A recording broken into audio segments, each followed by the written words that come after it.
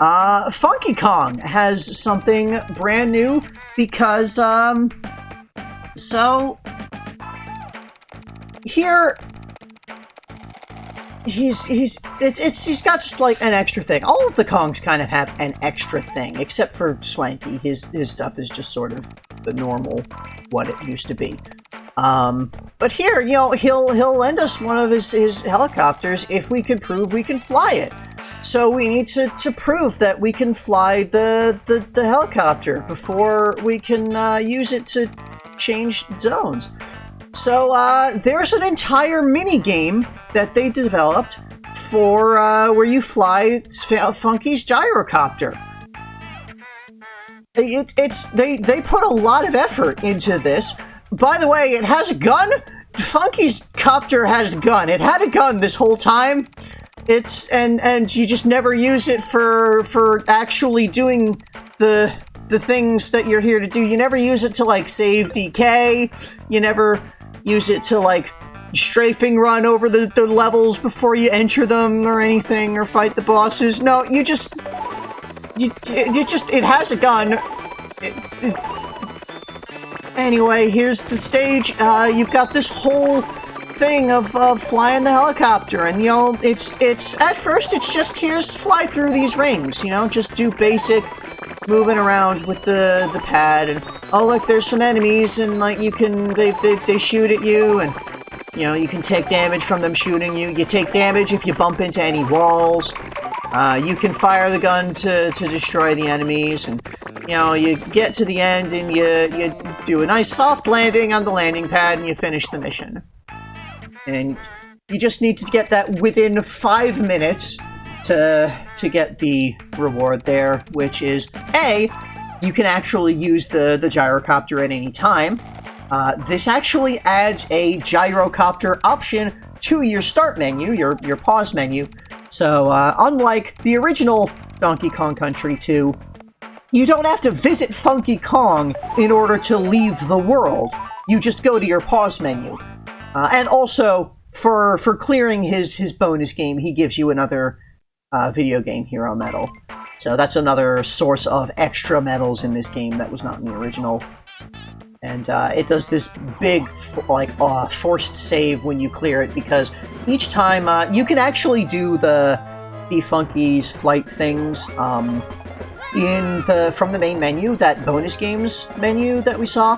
That has all of the Funky's flights. It has all of the Espresso racing courses, but you only unlock those on the main menu once you have actually encountered them and beaten them in a game, at least once in one of your save files. So, you know, the first time that you encounter it, you get this big forced save where it does like the main system save to add that option to the main menu, unlock that.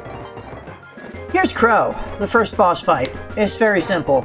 You bumps the thing and it makes eggs fall, and you grab an egg when it stops moving, and then when you have the egg, you hit Krow with the egg. And you're supposed to just like throw it at him, but I often find it's easier to just hold an object and ram it into the enemy rather than attempt to throw it and need to aim. Because it's a lot easier to aim jumping your body than it is to aim throwing an object. And oh look, his ghost goes away and his body's still twitching. Like it's just post-mortem twitching or auto nervous response, whatever you call that. Anyway, Cranky comes by and he has something to say each time you defeat a boss. That's a new thing for this version of the game. It's something they did in the first GBA remake of Donkey Kong Country 1. And he does like a little bit of dialogue each time you fight a boss. And here we move on to Crocodile Cauldron. Except before we actually move on to Crocodile Cauldron, something to show off real quick. If you go back to a boss stage and replay it after clearing it, you get a special bonus thing, a Swanky challenge. You spend 10 banana coins to play this challenge, and you need to defeat the boss within a certain time limit, and if you do, you get extra lives. So, this is like a recurring source of lives that you can do, and we'll just fast forward through this because it's the same boss fight. But, yeah, you do that, you get it within the time period, and hey, I got 6 lives out of that. You know, that's a pretty good number. It would be a very good bonus and a very good prize if lives were still meaningful in this game, which they're kind of not.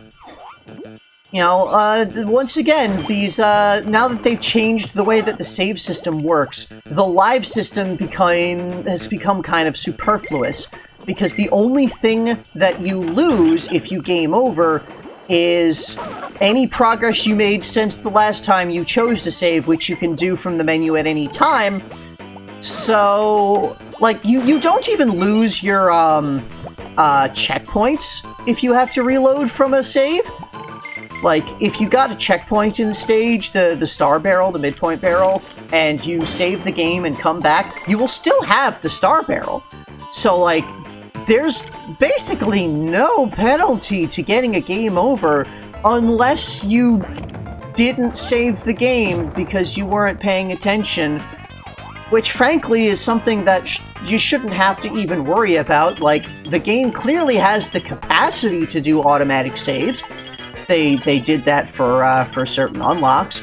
They could have just had it automatically save after each level, but I guess the amount of time that it takes to do a save was kind of intrusive, so I can kind of see why they didn't do that.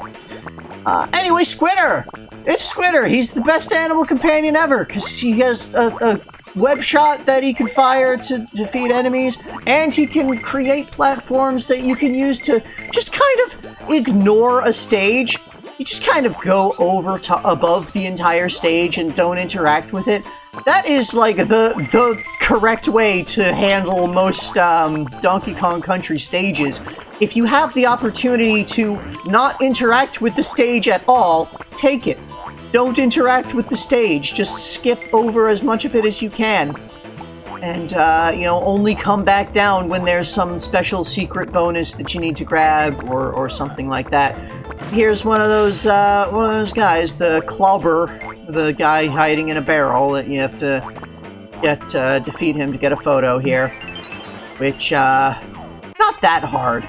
Like, you just need to either have Squitter or find a place to smash a barrel against when you put him in.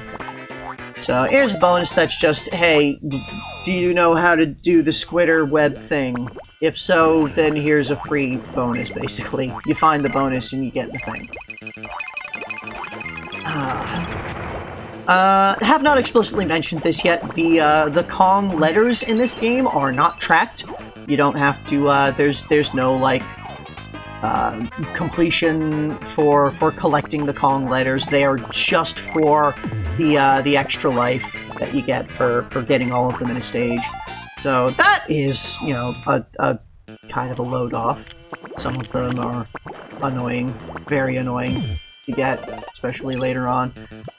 That was a thing in I think in the first Donkey... Yeah, in one of the Donkey Kong Country previous remakes, the first one. I don't remember whether it was in the Game Boy Color or the Game Boy Advance or both at this point, but they did actually track the Kong letters, and I remember that being a huge pain in the ass to get. Here's another swanky bonus Bonanza, some more quiz questions. This time it's in the lava place. He wishes we could win everything. I wish I could win everything. I do win a lot of things in the games. What's the first area? Did you look at the name of the stage that you just played before coming here?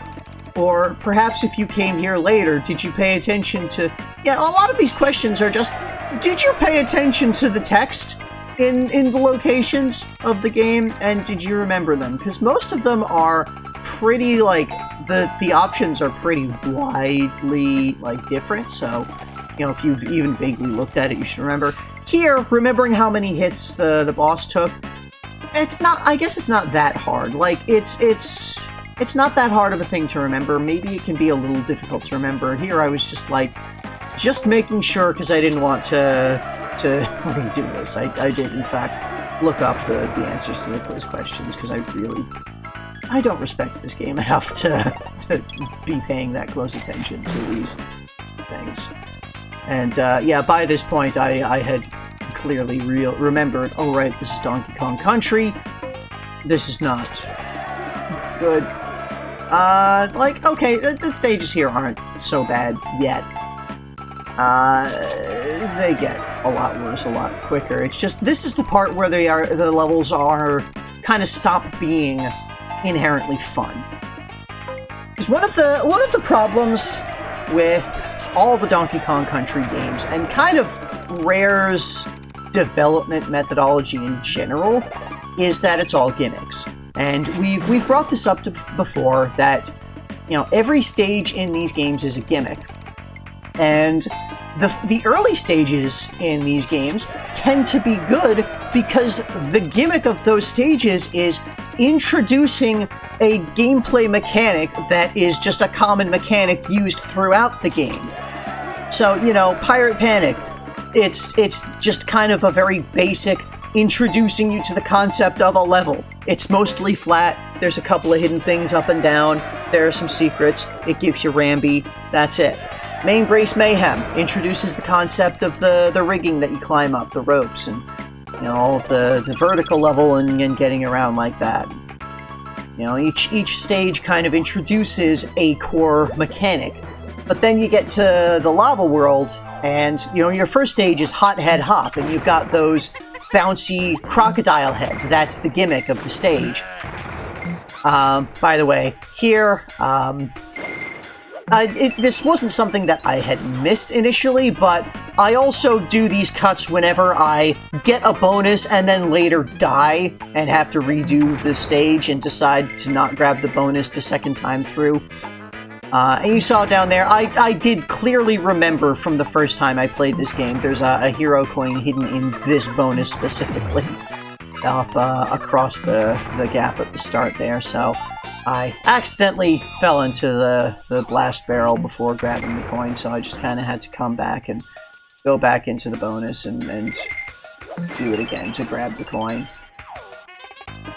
But yeah, as I was saying, you know, Hot Head Hop, it introduces the gimmick is those bouncy crocodile head things that you step on, and then they do like this big bounce that you go over. And here, Kannon's Klaim, I guess like the gimmick is kind of just, it's mostly blast barrels going up, which I guess isn't that much of a gimmick. This is still kind of introducing new gameplay concepts in a way that Hot Head Hop didn't. Although Hot Head Hop, I guess, did introduce the gameplay mechanic of lava, don't fall, there's a pit everywhere. And so yeah, and we're still in kind of early areas. This is still, you know, fairly solid design, fairly solid, you know, things to find and explore and get. I believe this stage has our first introduction to Squawks. So yeah, we're still in the introducing core gameplay mechanics portion of the game, so we haven't quite hit the hardcore gimmicks yet. But yeah, like you'll see later on, and I'll get into it more later on, that the levels are gimmicks, and that they do it in a way that is harmful to the design and the fun of the experience.